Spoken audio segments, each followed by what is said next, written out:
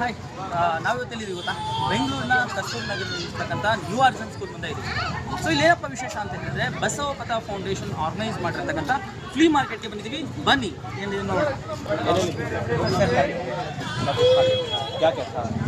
आलू टिक्की चाट था, पापड़ी चाट था, दही पूरी, पानी पूरी, अब सब कुछ खत्म, सब कुछ खत्म.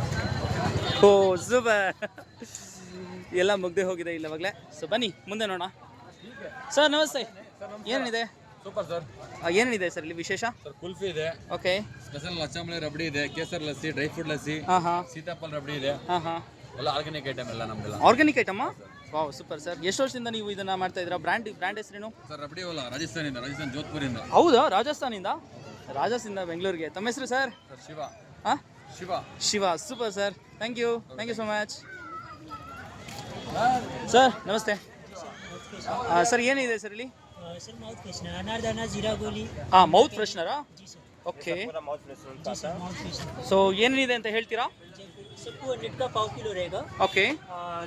अनारदाना में है सर, पान मसाला में जीरा गोली, और सर जो चाहिए स्टोन चॉकलेट में सारी वेराइटीज मिलेंगे सर. ಓಕೆ. Wow super.